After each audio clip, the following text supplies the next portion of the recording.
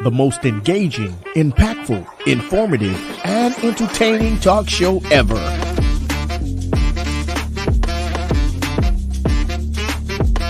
Get ready to hear the voices of many local, state, and national artists, musicians, comedians, pastors, athletes, and politicians. It's time for South Florida Live with Jeffrey Brown.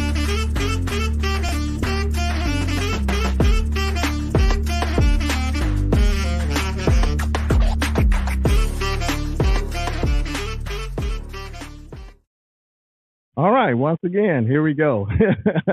I had to make sure that intro was on live. Hey, listen, come on.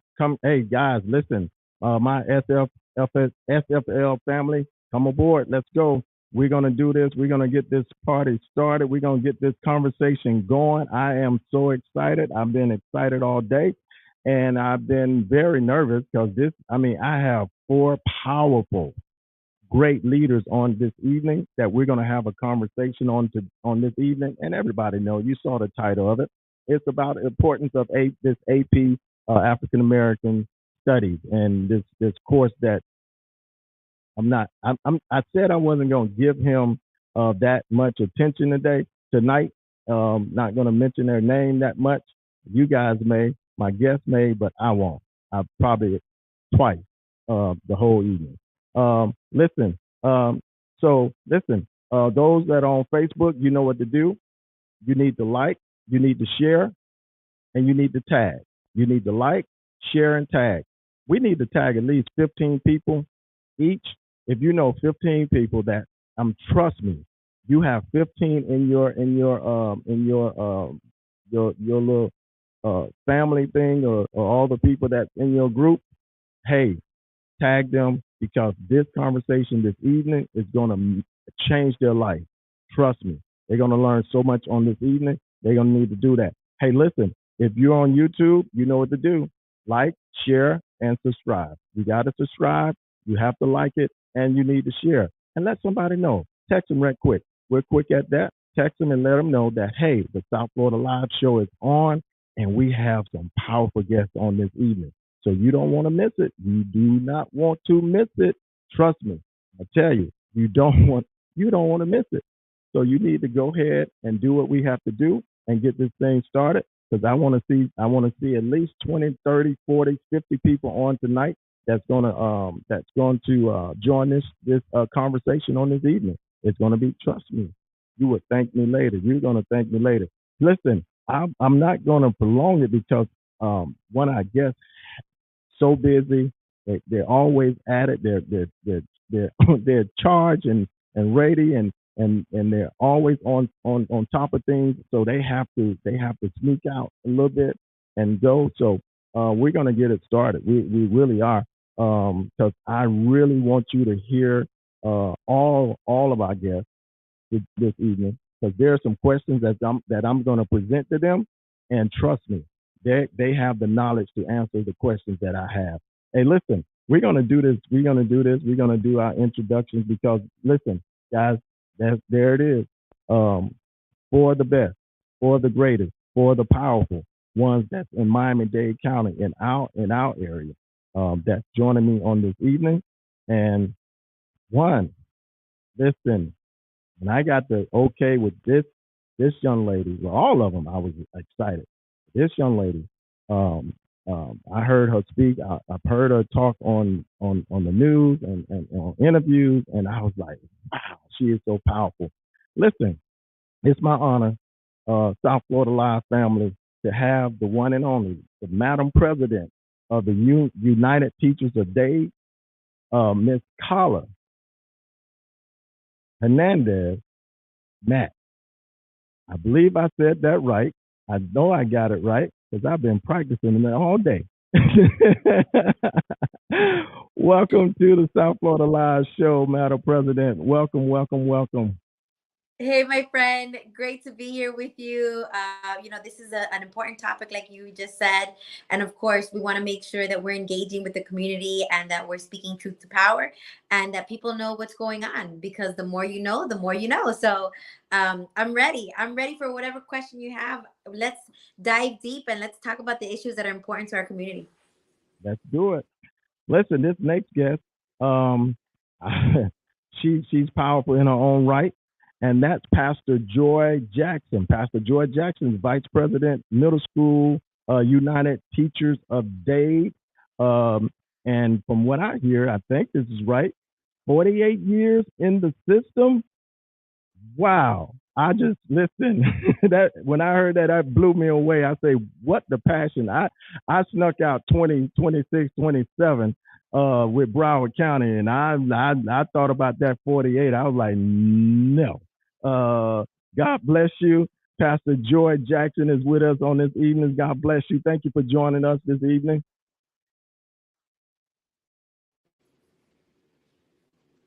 This broadcast, and to my President Carla Max, I'm always happy to see you, my president.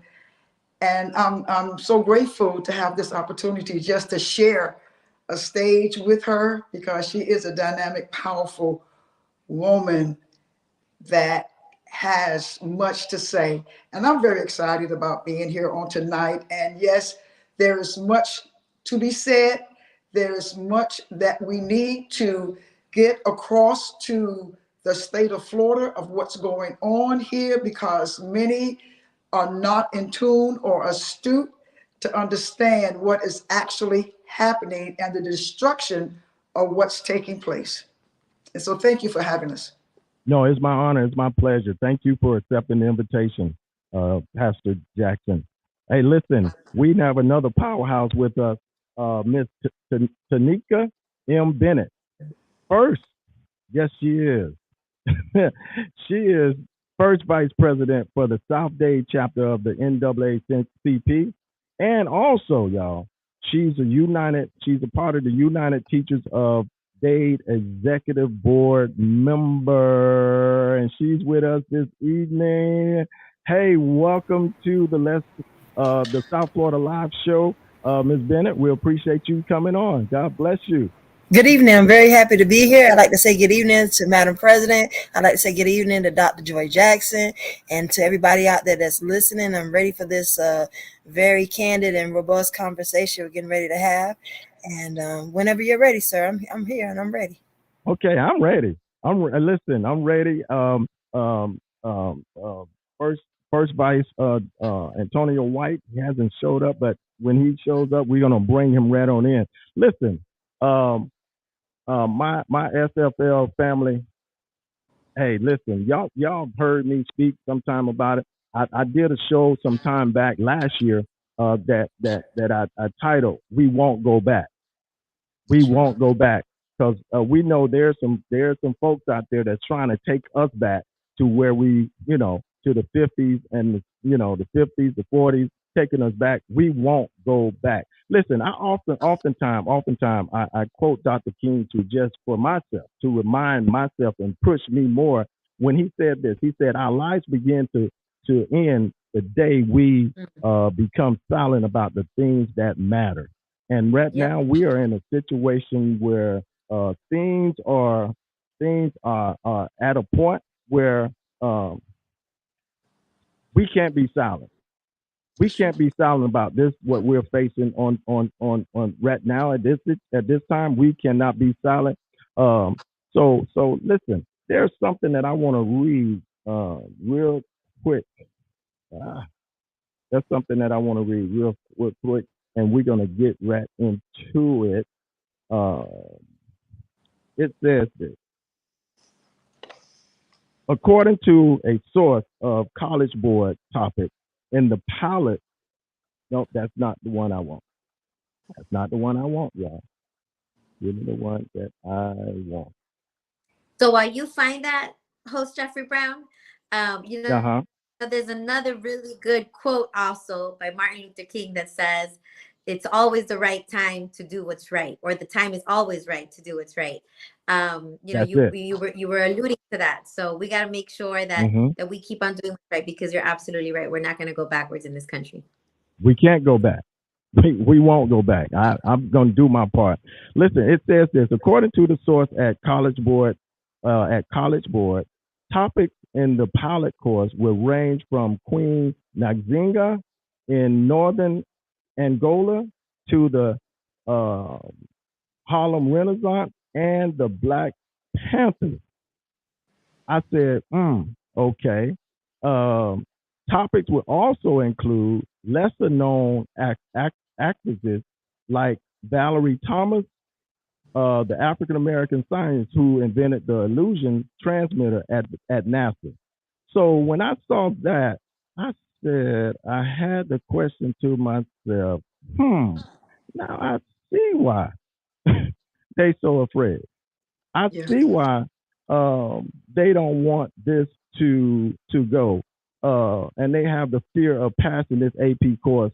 Because after I read that really answered my question. Because I was wondering why are they so? What's the fear? What is the fear? But when I read that, when I saw the Black Panthers supposed to be, in that part in that course, I'm like, So I found out that is more than just about the queer study and intersexuality that will be taught by in that course. But you only hear that from this guy, Ron DeSantis. He only mentions that when you hear him talk, when you hear him speak. He only mentions those areas. He never mentioned the other areas. So this is where we're going to start.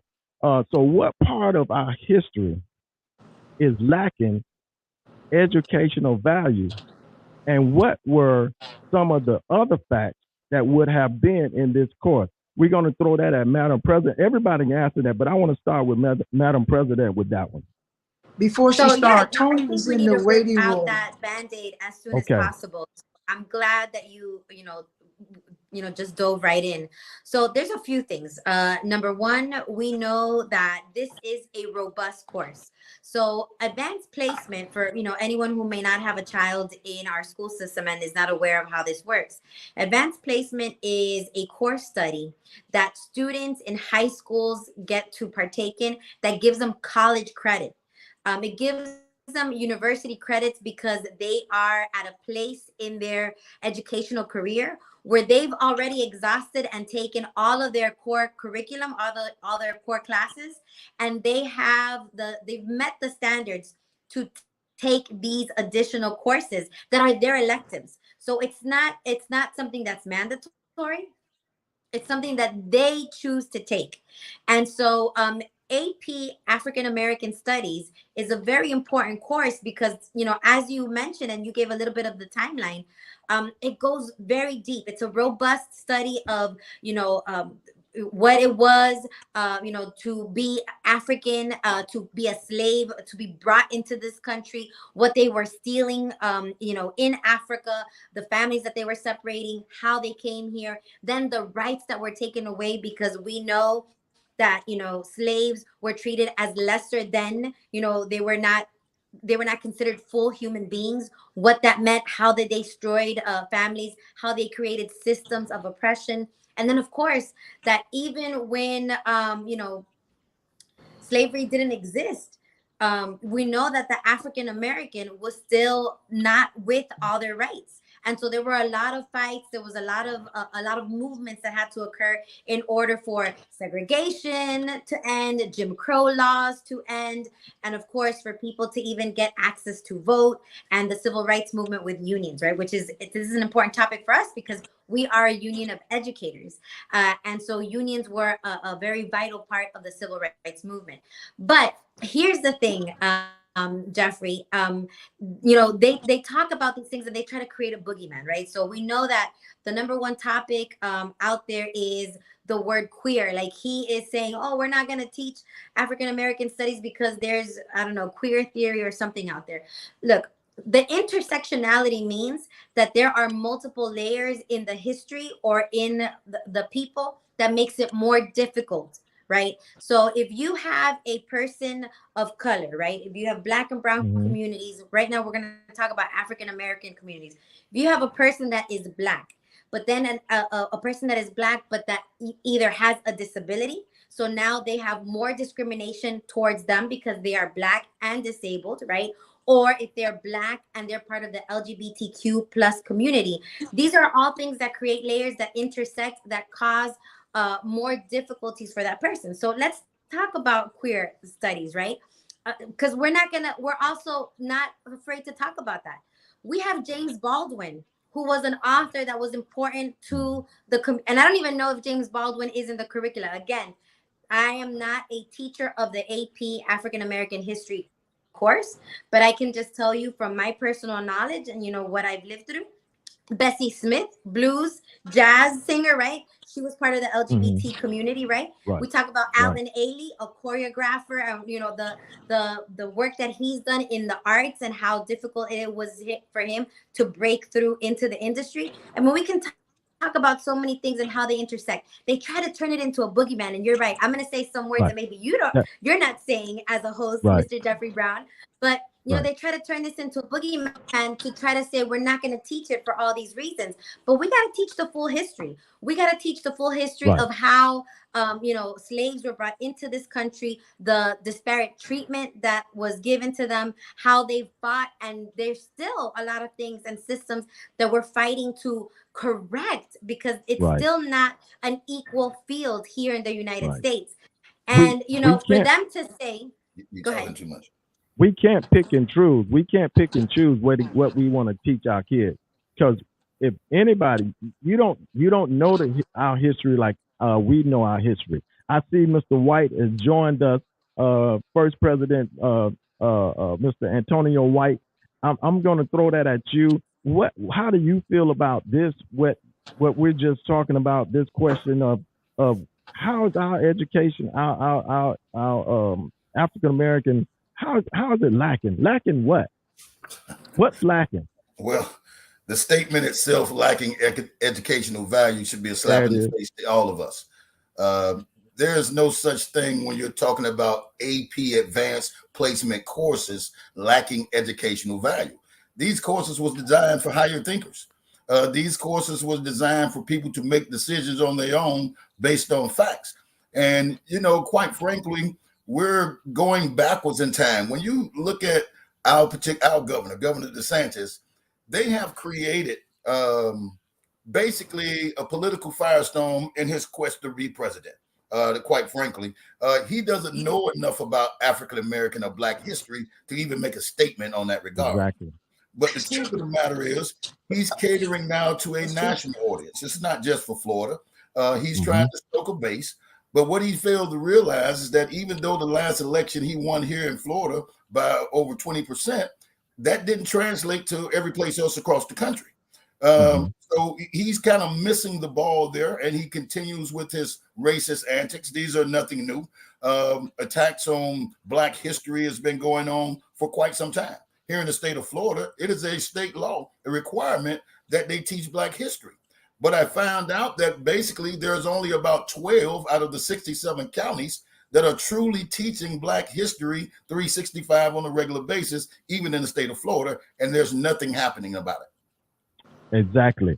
Now man, listen, that was great coming from both presidents, Vice President and Madam President. Now, this next question, I'm going to bring this to Pastor Jackson, Joy Jackson, and Tanique and Ms. Bennett. You guys, because I think we all are in the classroom. Am I correct? Yeah, we're all teachers. Okay, so now everybody's going to be able to answer this question and dabble in this, but I want to point it. I want to direct this to these two, and the question is, what's the fear? Because this is, I've been hearing this. I've been hearing this from some of my coworkers. I mean, past coworkers. What's the fear now for teachers in the classroom? Being told if you teach it, there will be felony charges against you. What's going on? How are you guys feeling about that? And what's your take on it? Who do you want to answer first? You, Pastor Jackson. Oh, thank you. 48 Thank years. you. 48 years. I think you have that right. Thank you. Thank you so much, sir. Thank you. And good evening to my VPT. Yes, I have been in the classroom for 48 years, and I can truly say that God has been good to me. I've seen a lot. I've witnessed, experienced much. To say that teachers have a fear to teach, that should not even be a question. Teachers should have the liberty to teach without fear of being punished or fired for telling the truth. The scripture says, "Are you my enemy because I tell you the truth?" And teachers have always had the ability to teach. Now, one thing we can understand is that this course is evidence-based. Therefore, why should we be afraid to give the evidence, the proof of what the course entails? Part of it that the state do not want to be known is reparations. And if you remember, there was a city by the name of Rosewood that was completely destroyed. The city of Rosewood was predominantly a Black community. Why should one be afraid to teach about a city in the state of Florida that many people were killed? The city was burned. And I know that Rosewood is in Florida, is still there, but many of the people there had to run and leave their land, their businesses. Homes were burned down. And I don't know if many people know that the descendants of Rosewood only received around $50,000, and there were only 5 of them. What is the problem in teaching this? Teachers should never be afraid to teach, and teaching in fear, teaching looking over your back. We did not go to school. We are professionals, and professionals know how to teach. The state of Florida, with the governor, have no right to interfere in the methodology of how we teach. And if this is a part of curriculum, then we should be free to teach it. As far as the teachers that I know that are teaching, I don't know too many of them that are afraid to teach. Good. Hey, Mr. Brown, but I do want to insert a few things, because it's not just the elimination of an AP African American history course. He's also, Governor DeSantis and the Florida Department of Education have started to ban so many books that Florida is the number 2 state in the entire country with the most banned books. Now, I say that because we have to study history, and we have to understand that when you have governmental entities that act this way, that try to oppress information, that try to oppress people, try not to have readily available information for folks. These are part of like fascist regimes. This is very dictatorial. Right. These are people that are trying to lead the narrative. And so now there's something called like the library police. I don't know if you follow this, but there are counties like Manatee County where teachers are being told that they have to cover their in-class library bookshelves. They have to cover them up because they're being policed in what the books are that are in the classrooms. Now, this is all part of a system of oppression, a system to not give access to knowledge, to people. This is to scare people. And although, most of our people here in Miami are like, look, we're gonna teach it. We're truth tellers. We're gonna talk about history, right? The fact that he is starting with African American history is very telling, and I think he's a racist. I think a lot of people feel he's a racist, and we're not calling it what it is. And so he's gonna come after the African American history, then he's gonna come after Latin American history, then he's gonna come after Indigenous history, and so forth and so forth. And then if we don't speak up, there's not gonna be anybody left. But what he's doing, how he's acting, is like a fascist dictator. And I'll end with this. He talks about giving people choice, but these kids decided to take this as an elective.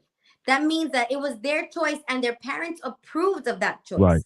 So it's only choice, it's only freedom when it suits him and his ideology. If it does not suit him and his ideology, then no, you don't have freedom, and no, you don't have a choice. And that's wrong. And we should not allow for that type of government in Florida or anywhere in the United States.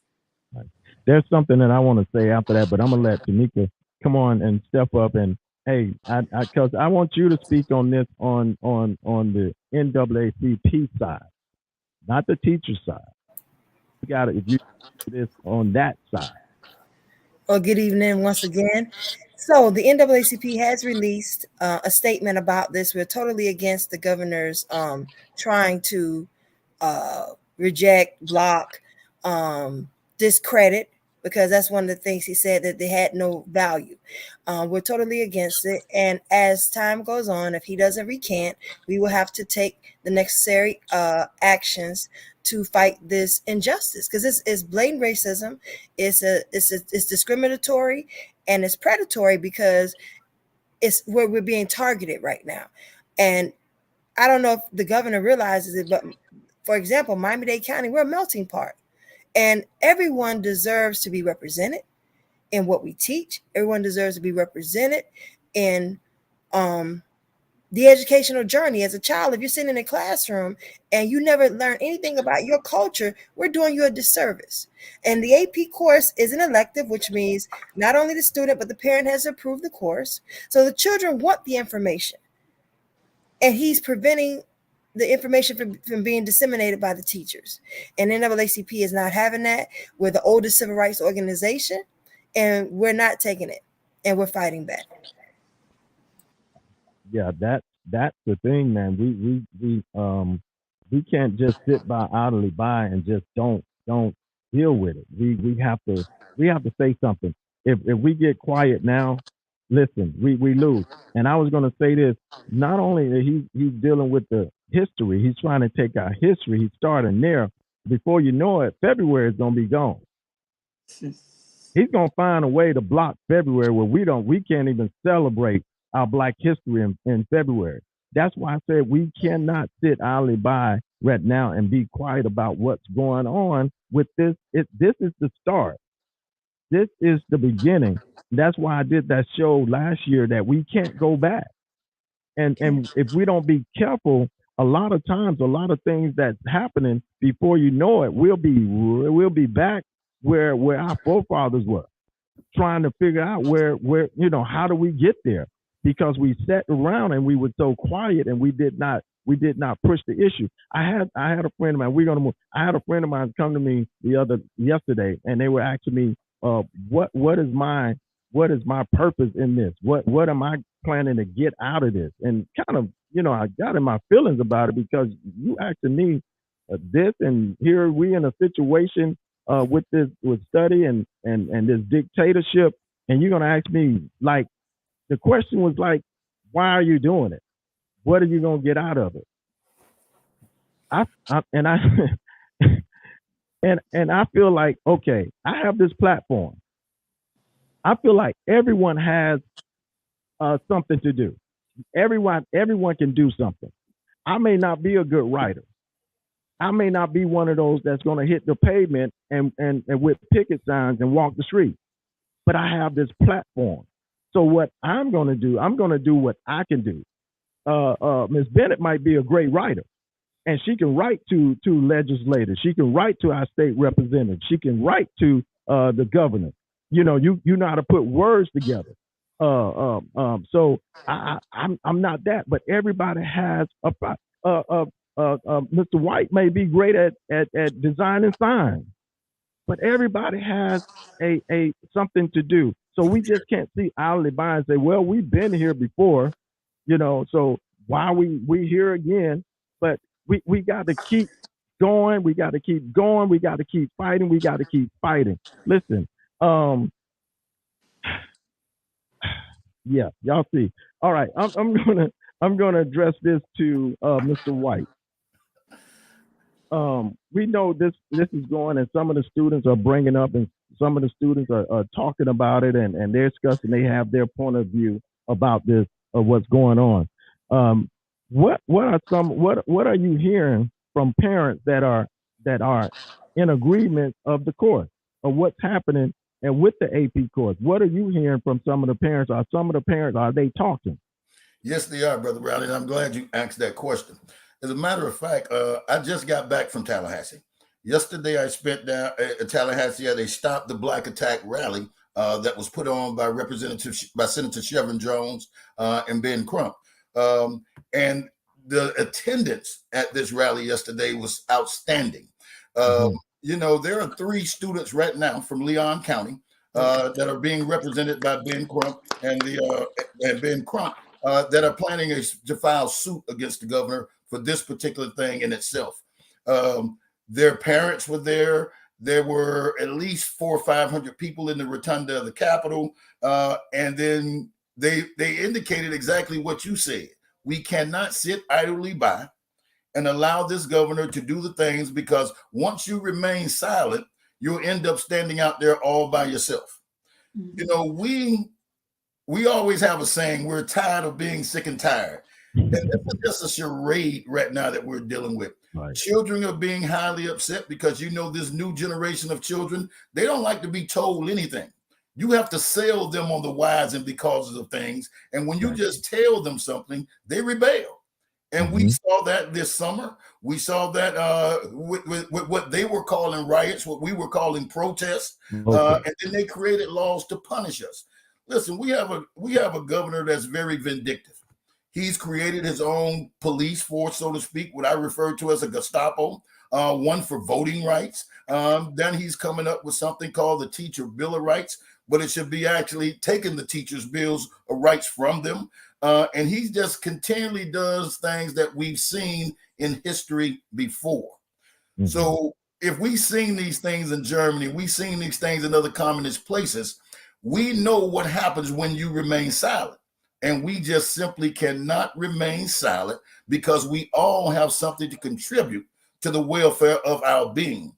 Just as you mentioned before, you have this platform. You have the opportunity to talk about this and expose these things to the public. We all have various platforms. Pastor Jackson sits in the pulpit. Miss Bennett sits at the NAACP. I wear many hats around this community. And everybody has something to contribute to what's going on now, so that we don't just allow this gentleman to run amok when it comes to our community and our society. That's it. So now I ask this question. What is the fear of not just African-American students, but any student learning the real history of African-American history, not his story, but the true history? What is the fear? What is the fear of it? I'm gonna throw that at Ms. Bennett. I'm glad you did. You can kick that off. I saw you smiling. I wear many hats. This is true.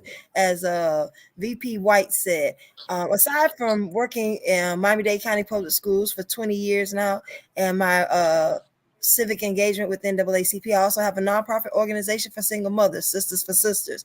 And I say all that to say, because I'm in various arenas and working with diverse populations of people, here's what you need to know. The students themselves are not afraid of anything. It's the parents. It's the lawmakers. It's those who want to, for some reason, conceal information to keep people oppressed. Very simple. For example, if you know about the word or the definition of black, right?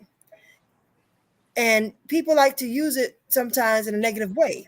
But if you think about it, where does a child develop in a womb? The womb is dark. So black is not a negative thing. Okay. So imagine if the people that you're trying to oppress really know who they are and what they're capable of, then you can no longer oppress them. And you can no longer force certain things on them. So hiding the information is all about making sure that people don't have the ability to rise up against what you have planned for them. So that's the only fear. So it's not the teachers, it's not the students, it's those who want to keep the information hidden. You know, there used to be something that was said, if you want to keep information from people, hide it in a book. We're past that. Yeah, we're not our ancestors. Yeah. And you can't hide anything from us anymore. And we're out here. And, you know, just to make another point, the NAACP is having a press conference this Saturday because our state conference is being held in Orlando. So I'm sure for those of you who are civically engaged, you'll be able to tune in to a network and see the press conference that'll be live from the state convention this Saturday. But no, nobody's afraid except for those who want to keep people oppressed, keep marginalized folks silent and unseen. That's all it is. Pastor Jackson, you want to touch on that? Yes, I would, because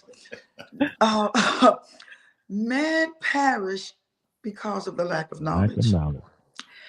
And if you remember, during slavery time, it was against the law for slaves to be able to read. And those that taught slaves to read were punished. Therefore, if they can keep knowledge away from people, that is a form of oppression. That is a form of going back. They are afraid because they want to remain in a place that they are really not. They want to be on top and everybody else below them. I agree with T with what he said. This freedom that the governor speaks of is not free. And it is time for everyone from the church house to the rooftop to cry loud and spare not and lift up our voices and tell the state of Florida, the nation, what is going on. And these things are making national news. He wants to keep Floridians, Black people, brown people oppressed. He doesn't want us to know our true history, how great we are, how smart we are, all the inventions that we did. He doesn't want people to know that. He doesn't want that we derived from kings and queens. We are of a royal priesthood. We are royalty. And once the news break out and we as a people come to the realization to know who we actually are, that we are of royalty, that we have always been of royalty, that when you look at the word of God and when you look at the queens there, Cleopatra was not a white woman. When we look at history, true history, not his story. Not his story, but right. True history. That's evidence-based, how powerful and how great we are. And of course you want to keep people oppressed and having a lack of knowledge. But once we come to the realization of who we really are, and if we truly, he's talking about this state woke bill, baby, if we sure enough come alive and are woke, you will see people moving into their rightful place. We are a nation of people that have derived from royalty. And he doesn't want us. He don't want to get it out. He doesn't want us to know. No, so he what don't does want... he do? He wants to oppress our history. How do you oppress history? Because sooner or later it's going to seep out from somewhere because great grandma gonna tell the story. Right. So now we're going to stay right there with you, Pastor Jackson, because this next question, I'm sure you're going to want to chime on this too, and Mr. White. How important is it for our Black churches, in not just Miami-Dade and Broward County, but the whole state of Florida, to get involved in this fight? How important, better yet, could they begin looking into creating study groups for this AP African American Study course? It's vital. It is vital. And I know there are churches, Black churches right now, that engaged in this, that are teaching and talking to their parishioners concerning this topic that we are engaged in on tonight. It is vital, because the church, remember, the church was the nucleus of one of the entities besides the school to bringing the community together. The church is the first foundation. And I know we look at police officers and firefighters, teachers as first responders, but the church was the first responder to what the family would go through. It was the church. So it is our responsibility. It is our duty. And this is a part of the assignment that God is giving to us right now, to tell people the truth. We have to be that voice that maybe someone not listening to the news or reading the newspaper or getting the information wrong, that it is our duty, it is our responsibility to speak on this. Yes, we must cry loud and spare not, and lift up our voices as a trumpet in Zion, because if he's coming at this, he's going to come at that as well. That's right. Mr. White? Well, I think he's awakened a sleeping giant. You know, as Pastor Jackson mentioned, the church has always been our foundation. After the church came our schoolhouses, so naturally they have to attack both of those things to truly affect us. But I mean, listen, as I mentioned yesterday at the rally, I was surprised that I saw 5 pastors I know from Miami-Dade County in Tallahassee yesterday at this particular rally. You know, we begin to build coalitions all over our communities. We're dealing with issues now that the education community alone can't win this battle. It's going to take not only the education community, it's going to take the clergy, it's going to take our civic organizations, it's going to take our Panhellenic councils. And I think what this governor doesn't understand is that when you put us in a corner, when you try to take everything that we depend on and we based our lives on, you awaken a sleeping giant. You bring the lion back out. And I think that's the last thing that he really wants to see. But you know, what people have to realize is that we're like test tube babies here in Florida. The truth of this matter is this entire situation we're talking about tonight is purely political. He understands that in the world of education, 80% of our workforce is women, and they pretty much don't like politics. But what they also don't like is being told what they can and cannot do. And when you really want to get a Black woman angry, you mess with their children. And right now, he's messing with your children. Yes, sir. Hey, listen, we're about to wrap this up, and this is so good. I really don't want to turn it loose, but this is so good. I'm going to ask you guys. I'm going to put you out on Front Street right now. So if I next month, February, being it's Black History, if I reach out to you guys, would y'all come back and let us do another part of this? Because we have to keep this. I told my friend who I was in my feelings with on last night that after this segment, after this episode, it would be another, and after that one, it would be another. Because I've committed, and I'm committed to doing what I need to do, and because I talk about it, I have a mentor group called Men of Strong Standards that I share with them. That you touched on it, Pastor Jackson, about, and I think Mr. White did too, about how our forefathers, how the slaves during their time, they couldn't read. And they couldn't be caught reading, but you had some that this just shows the brightness and the smartness that we can always figure, as black Americans, we always can figure out a way to get something done.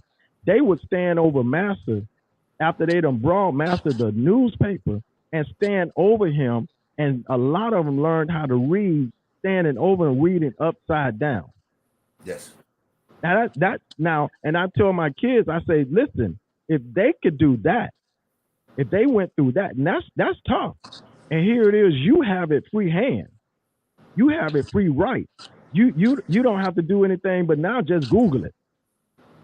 You can Google everything. You can Google a math problem and you'll get the breakdown and the answer of the math problem. Yes. So there's no excuse of not knowing. Other words, what I'm saying. So we got to keep it going.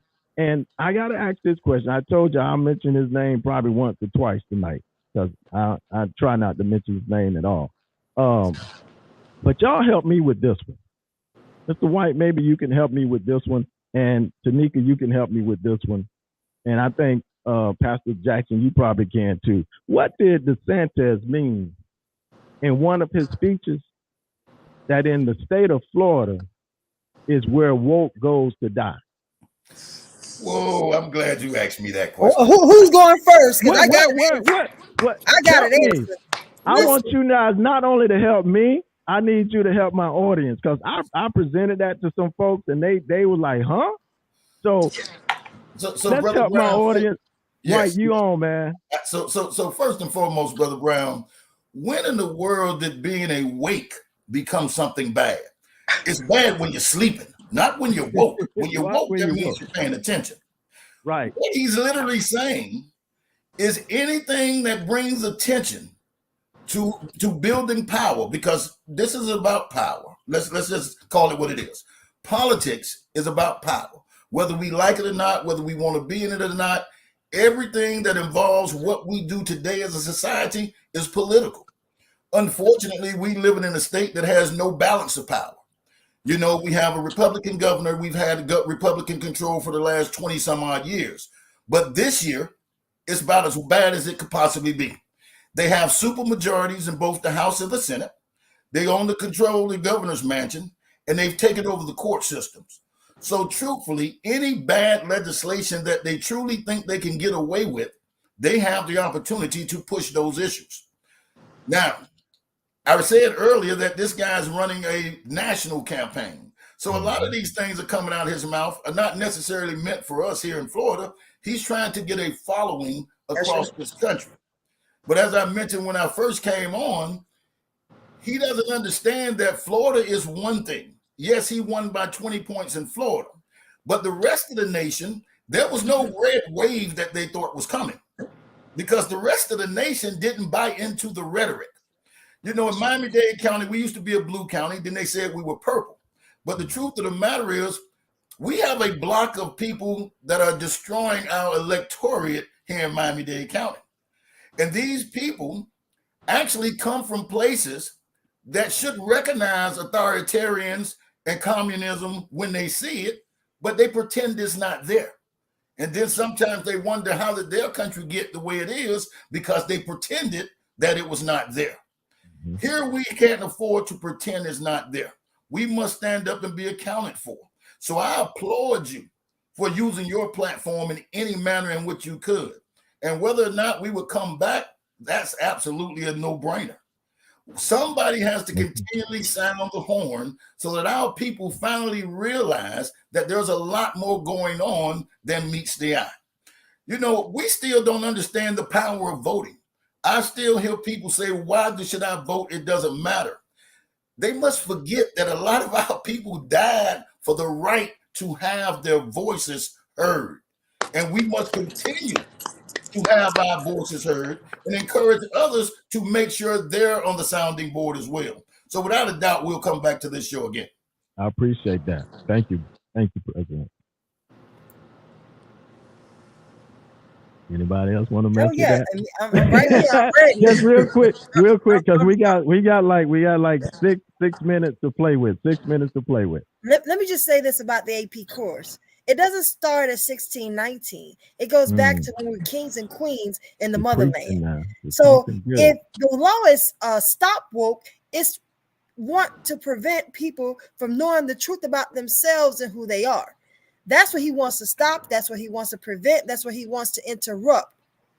So that's what stop woke means. What we have to do is make sure that we stay awake, wake up some other people, and make sure that everybody rally against this stop woke law and this agenda to privatize public education in this state.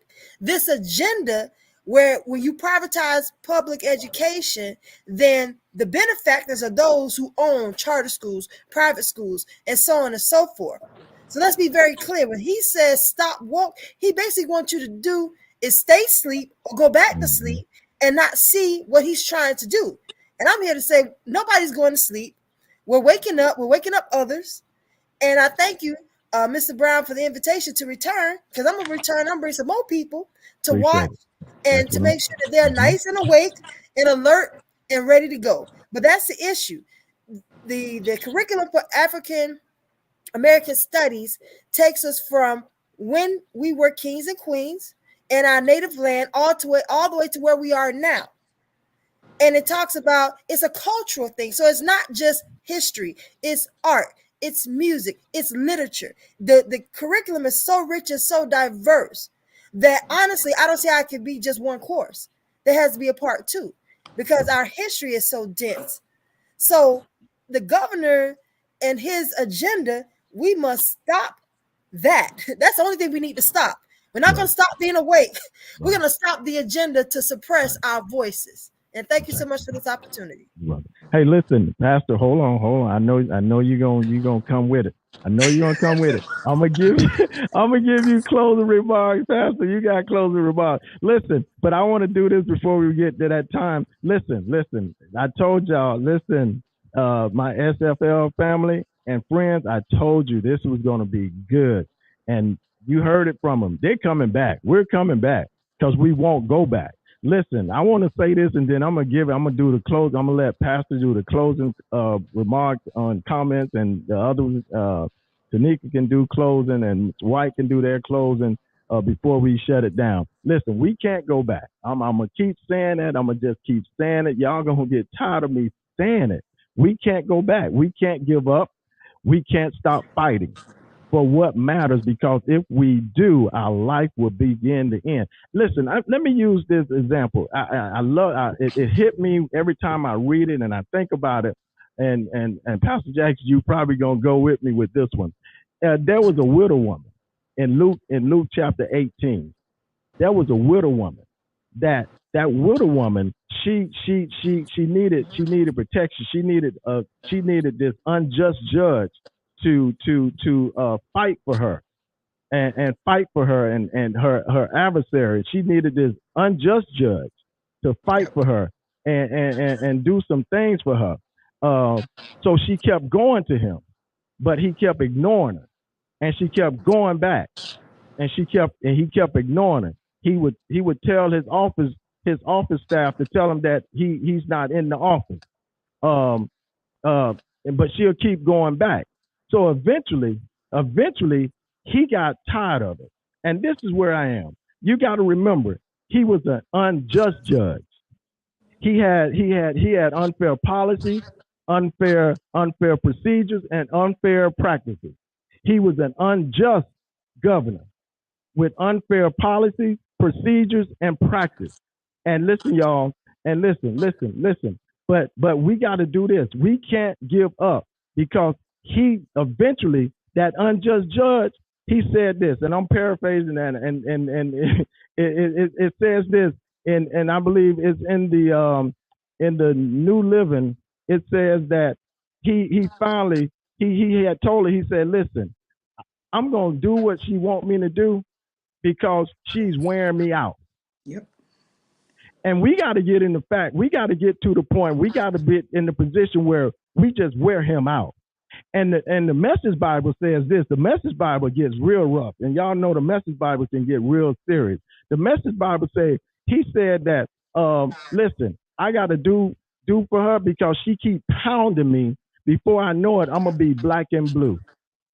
We ain't trying to beat him up, but we want to get him to the point where he just throws up his hand and holler, because he's at a point where he just has to give up. But the only way he's going to be able to do that, the only way we're going to wear him out, we have to come together and we got to keep going. We got to keep fighting. We can't give up. We can't, even when we start reaching for that white tower, we got to say, baby, pull your hand back, because we got to continue this fight. Pastor Jackson, Mr. White, Tanika, thank you. I thank you guys for coming on, and I know I'm gonna send out that invitation to you. I'll give you the date when we're gonna do it again, but I appreciate you. All three of you got closing remarks. Thank you so much. I just want to tell you, thank you so much for this opportunity. I had been praying and I was asking God, what can I do for this cause? And then I received either a text message or a phone call about this. So I know that this was an answer to my prayer to be here on tonight. So it was the will of God. And I do want to say that giants do die, even though they may have a supermajority right now, but God has the last say so.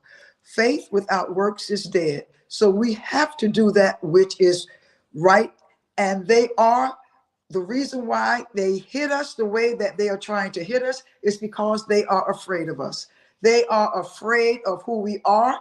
And once we truly come to the knowledge and truly show enough, he think that this stay woke. Baby, when we show enough, wake up.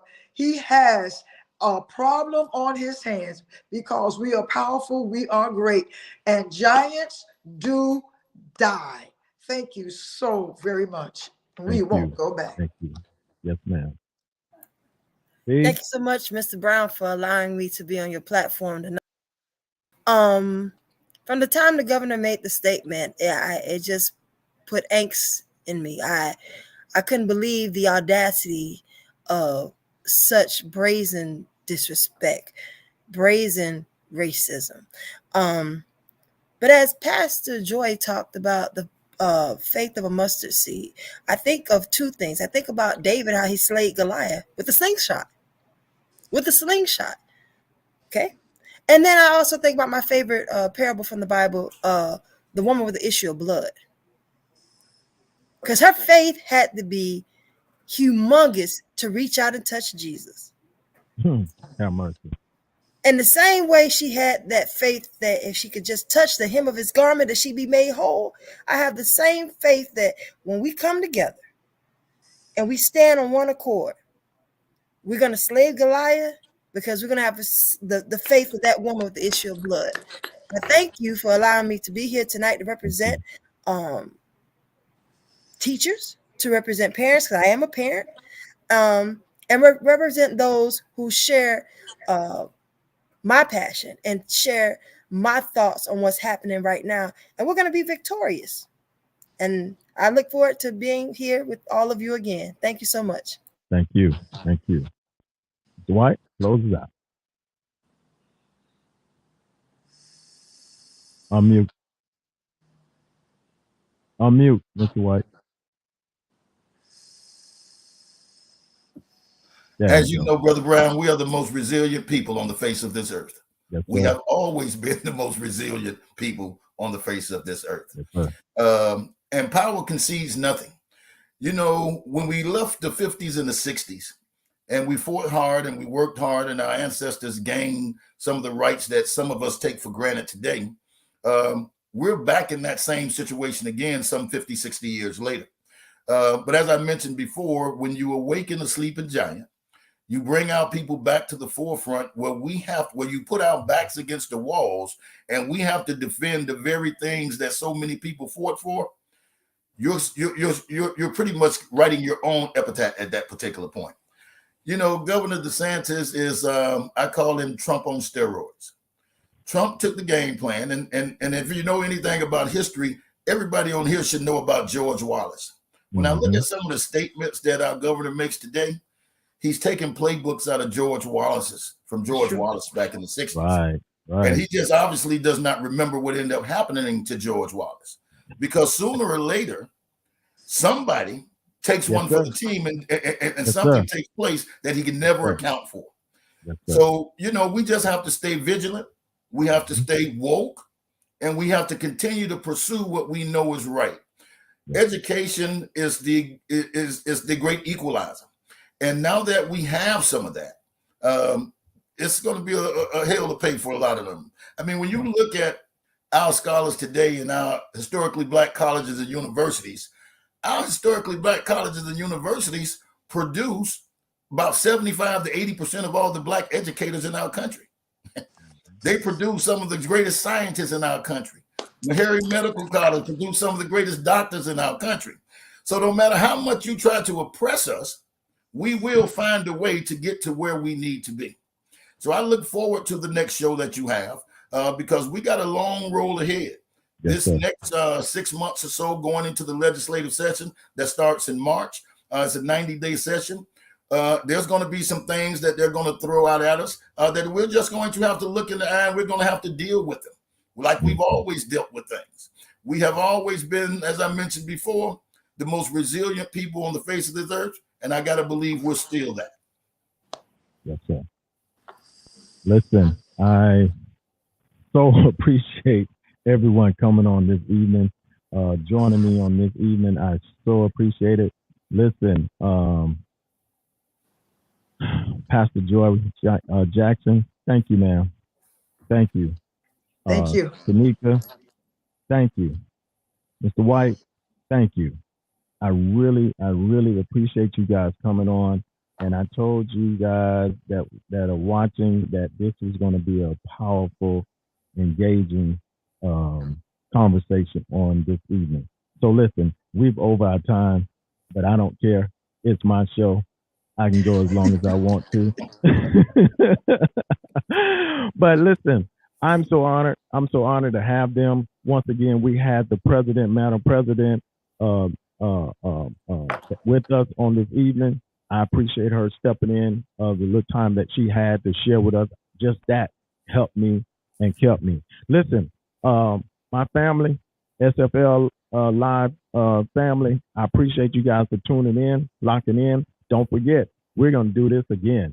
So once again, I always say this before I leave, and I love everyone. I love everybody in spite of it all, whatever's going on in your life. Remember that you got to stand by faith. Remember, you got to hold on to faith, because with faith, with faith, you won't die. With faith, you'll get through it. With faith, we're gonna pass this test because we're holding on faith.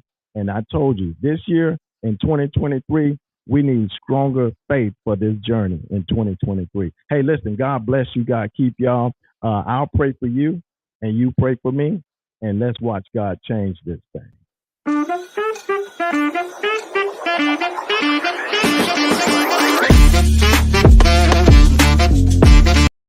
Email your idea for show topics to the South Florida Live Show at gmail.com. Thank you for tuning in to South Florida Live with your host, Jeffrey Brown.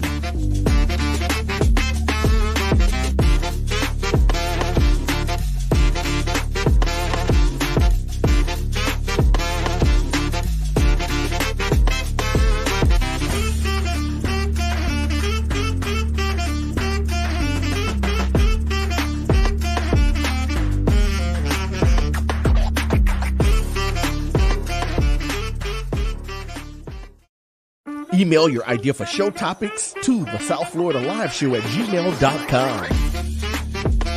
Thank you for tuning in to South Florida Live with your host, Jeffrey Brown.